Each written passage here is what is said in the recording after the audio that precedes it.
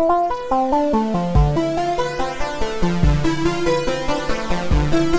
folks, Greg here. Welcome to Modular Curiosity episode 17. In this episode we're going to dive into the Audible Instruments Keyframe mixer, which in the real world is the Mutable Instruments frames. I think this is one of the most underrated modules in the entire Mutable Instruments line. Let's go find out why. Ready? Here we go. Okay, so why is frames so underrated? It's really strange, but if you go on YouTube and you search for any of the Mutable Instruments modules, there tends to be a standard video of the same format, usually done by DivKid, Ben over at DivKid Videos, that seem to be the official video on how to use the module. And in fact, if you go to the Mutable Instruments website and click on their modules, there's generally that video associated with that module to say, hey, this is what it does. These are the cool things that you can do with it. For some reason, Frames doesn't have a video like that. And in fact, there's almost nothing on YouTube showing what Frames can do. This may be the definitive Frames video. Isn't that amazing that VCV Rack, a software product, we may have a video from a software product that's the definitive video on how to use a hardware product. Okay, so what is this thing? Okay, it's based off an animation technique called keyframes. I know we're talking about audio modules here, but bear with me. So imagine you're an artist and you're drawing a cartoon.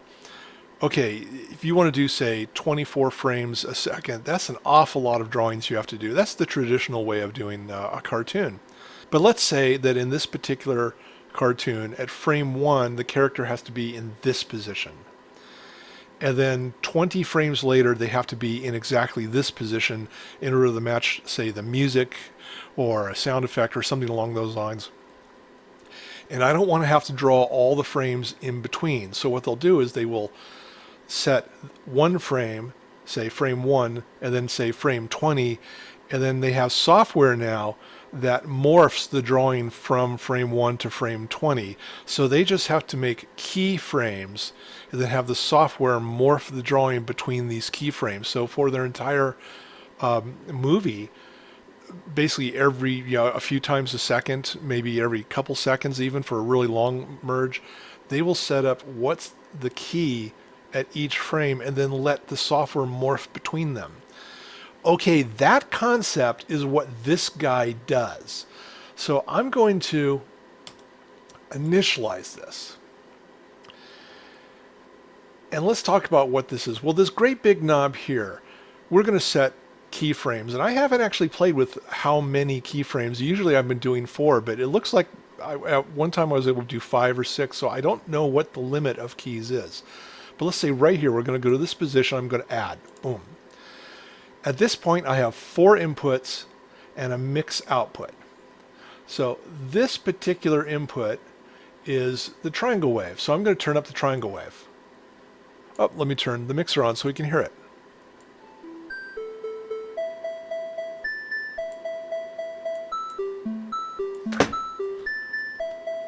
There we go.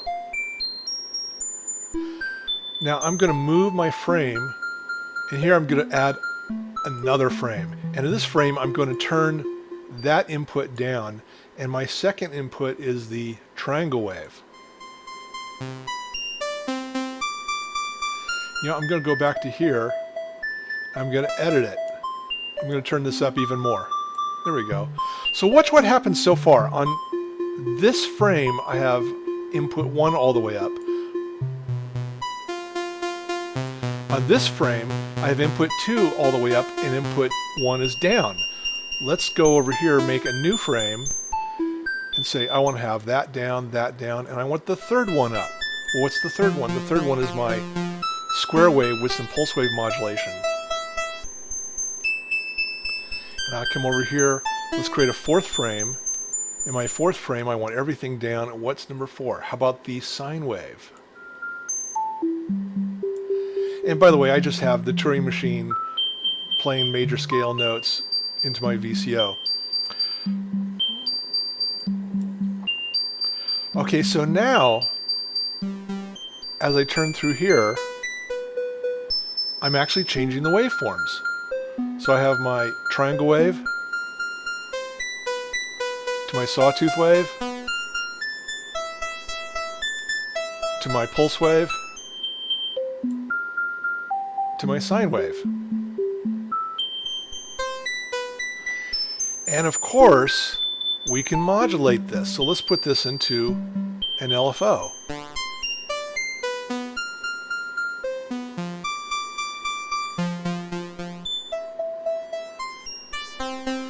So what we're doing is we're panning through all 4 inputs to the same output.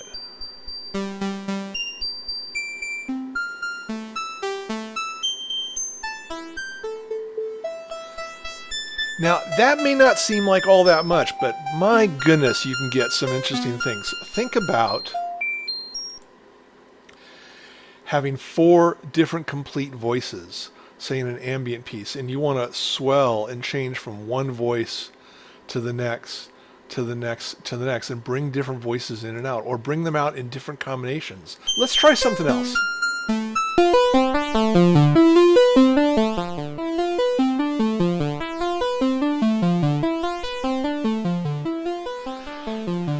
Okay, on this, I'm doing exactly the opposite.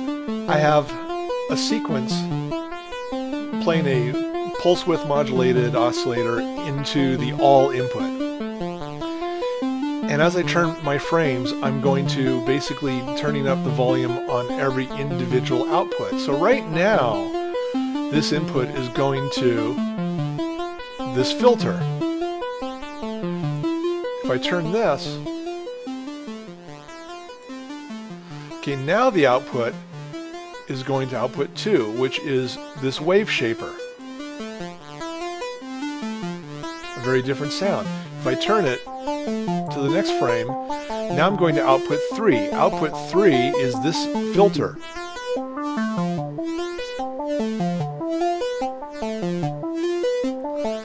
And if I go to output 4,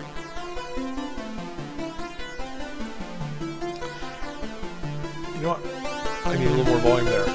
I'm going to a chorus and a reverb. So I've now changed the sound of my output.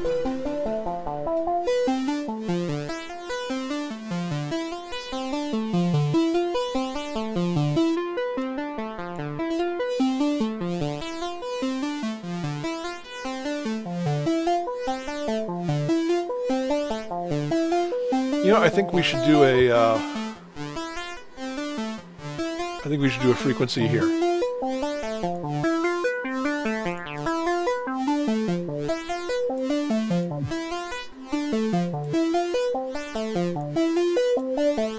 There we go. A little different sound.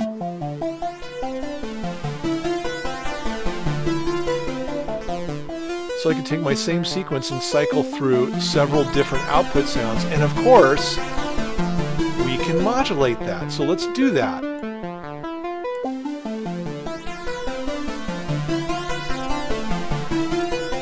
You can see as my modulation, I'm going through frame 1 should come up. Well, let's see, where is it?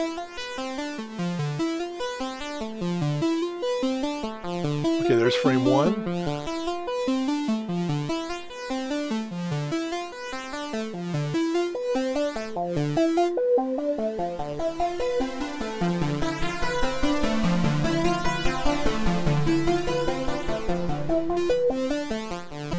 Now, what if I give it a sawtooth wave as the modulation?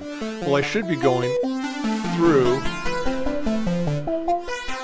my 4 frames in a forward motion.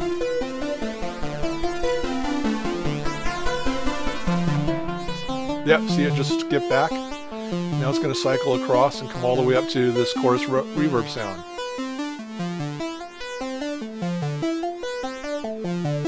See the color knob indicating that we're in a different frame. And now we're up to frame 4. Because it's a sawtooth, we're going to jump backwards.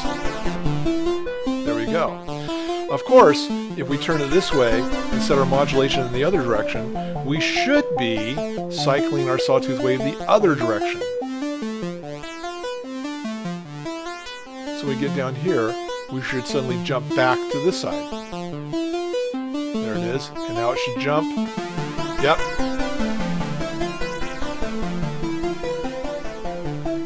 Because remember, a sawtooth wave is starting low, going high, and then it resets low, slowly goes high, resets low. So if we set our starting point here and our modulation in the opposite direction, we will go this way. But if we start high and put our modulation the other way, we'll basically have inverted this wave and we're going this way, downward, downward. So it's like turning the dial that direction. But there's more that it can do. Okay, so what I have here, this is amazing. If you flip this switch, instead of being a mix of the 4 inputs from 4 outputs, this is now control voltage. So I'm going to turn these voices down. I have 4 different control voltages that I can morph between. So what I've done is I've set the control voltages to the voltage per octave input of 4 different oscillators. So here's the first oscillator. Here's frame 2, frame 3, frame 4.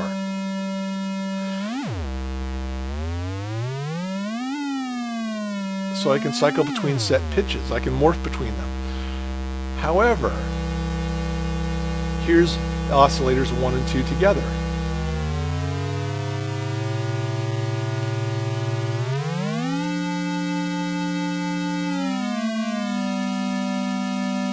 Do you hear that chord being built? Let's go back to the beginning. What if I bring in oscillator 3?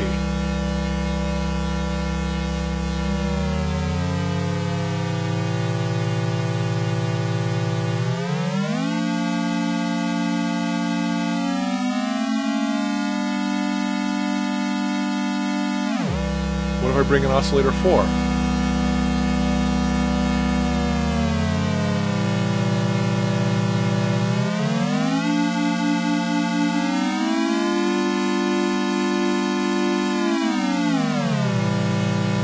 I don't really like that one. There we go.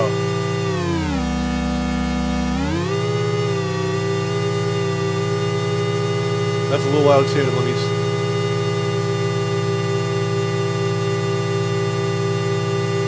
There we go.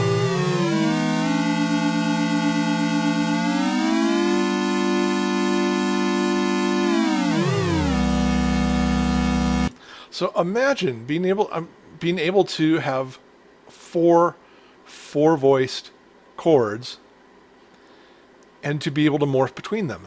Now, what if we take that output and go through our chorus and reverb, just because it'll sound cool.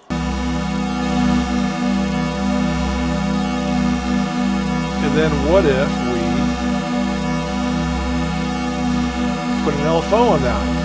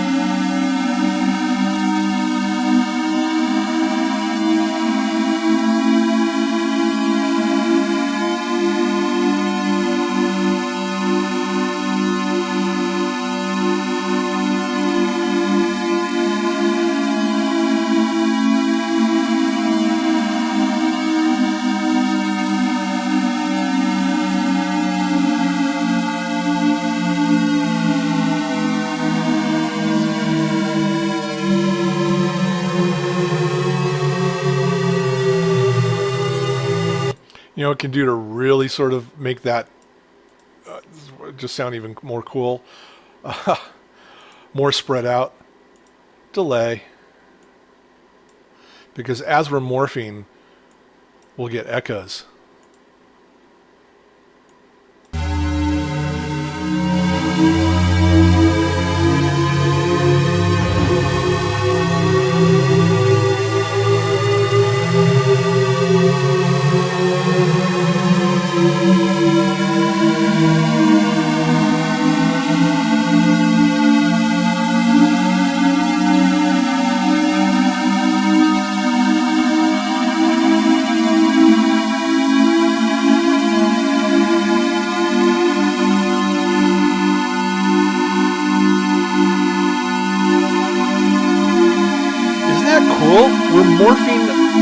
4 oscillators, changing the pitch,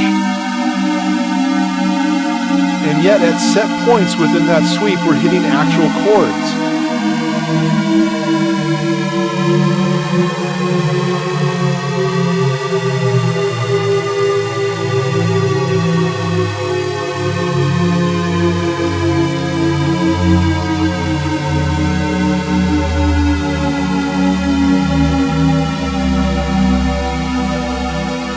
Of course, we could do things like switch octaves on the oscillator.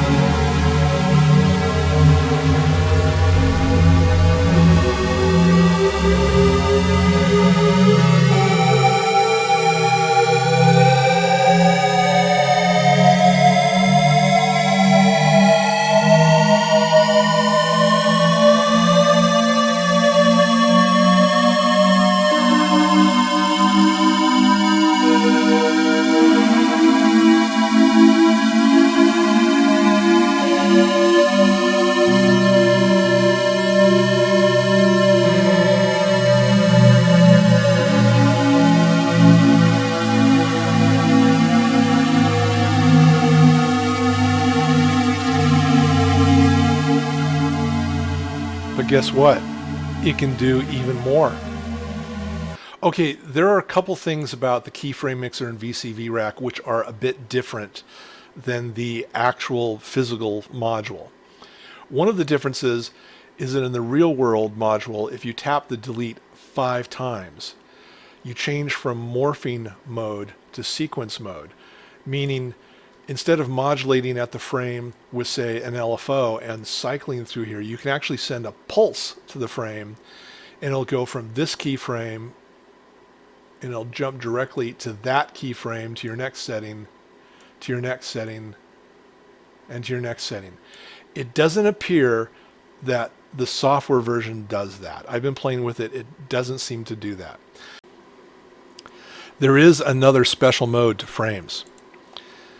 And in the real world frames, you hit the delete button 10 times, and that puts you into this special polyphonic LFO mode. In the software version, you just click poly LFO here to go into the mode.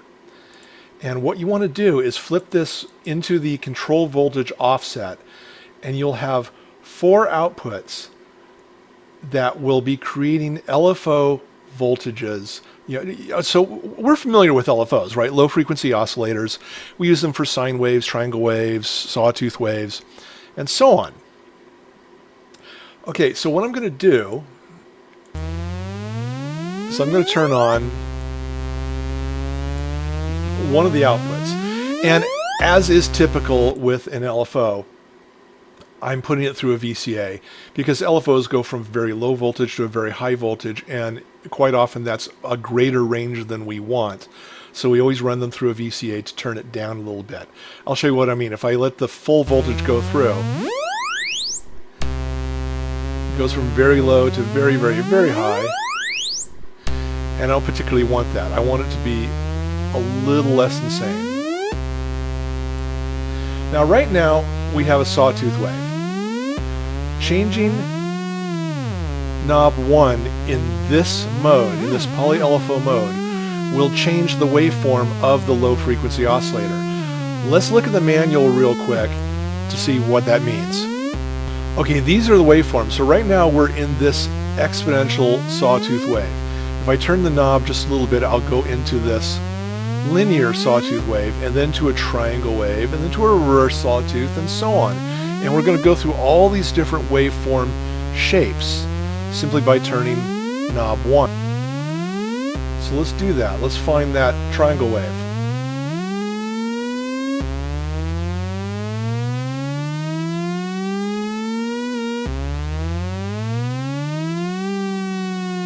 There it is.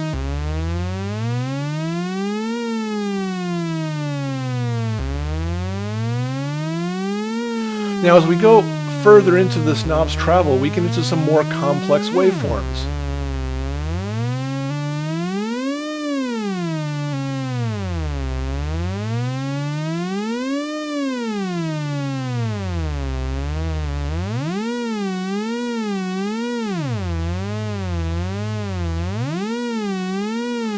there's an interesting one. Go up and waver for a few times, go low and waver for a few times. Okay, what do the other knobs do? Well, it turns out we have 4 outputs, right? Let's turn them all on.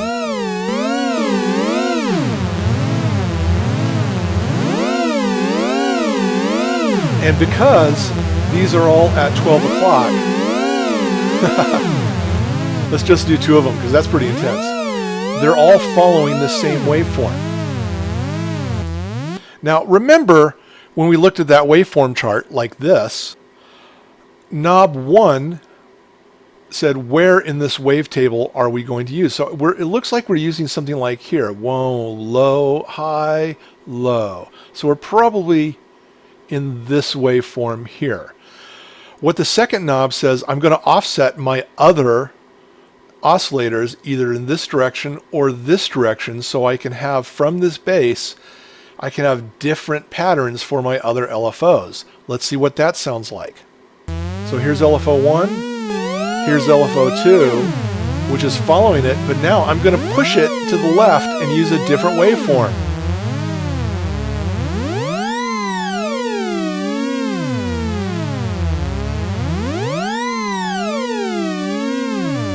Or I can push it to the right and use a different waveform.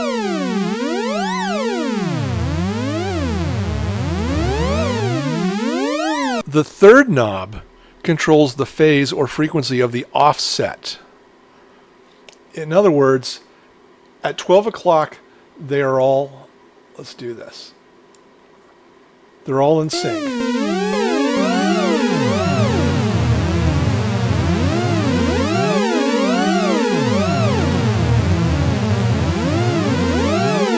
As I turn 3, I'm going to offset the other ones. This is going to be a little difficult. Let me do it with just 2.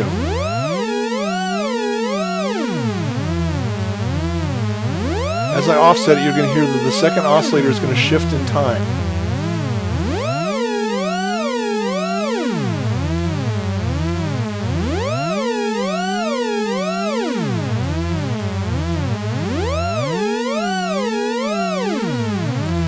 And of course, I could then shift in the waveform to have different oscillators using different waveforms.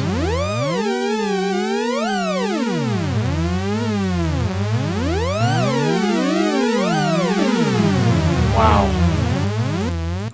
Now, knob number 4 says if I turn it left, 2 will be influenced by 1, 3 will be influenced by 2, 4 will be influenced by 3. If I turn it to the right, it's the other way. 1 will be influenced by 2, 2 will be influenced by 3, 3 will be influenced by 4.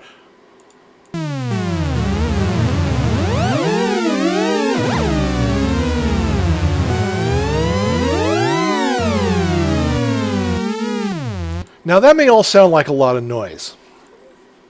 What is the use of having 4 different LFOs? Well, certainly there's times when we just need more LFOs, and so we can use this for 4 different LFOs. But this interaction, this strangeness, this, dare I say, uncertainty. Remember last episode we were talking about West Coast synthesis and uncertainty? Okay, what if we go back even further to the episode about using LFOs to create melodies? And remember, we got some really interesting melodies with complex LFO wave shapes. We now have a way of creating 4 LFOs with complex waveforms that somehow do interact with each other. So what I've set up down here is our melody.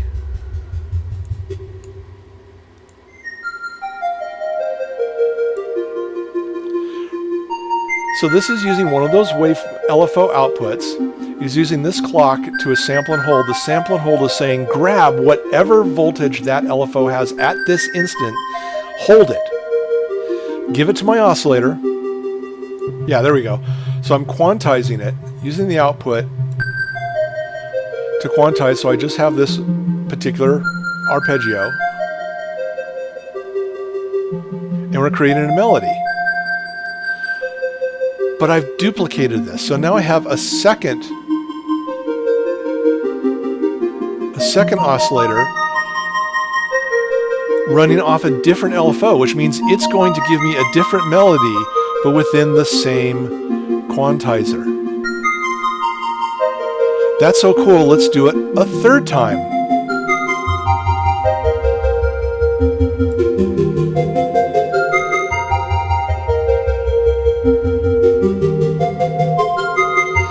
And as I start varying these, I will wind up getting different harmonies, different patterns.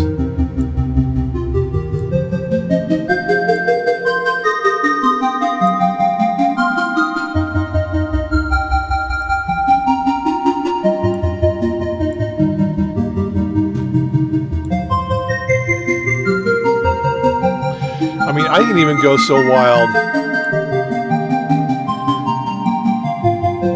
as to have different voices trigger from different clocks.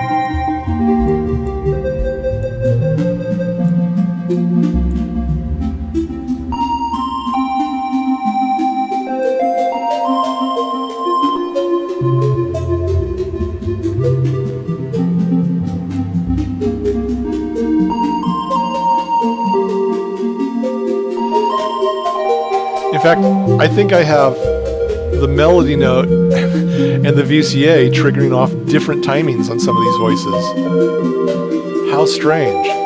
Talk about uncertainty.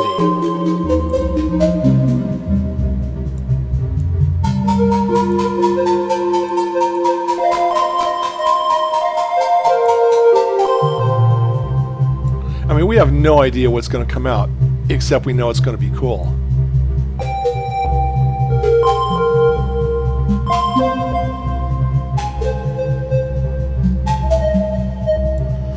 Wow. Can you believe that this is not in everybody's rack? All the things this keyframe mixer, the frames can do, and not everyone isn't using it. This is amazing. This is why I think this is the most underused, unknown module in the Mutable Instruments line. All right, folks, well, that's it for episode 17. If you enjoyed this episode, please like and subscribe. That always does help me out. And as always, stay curious.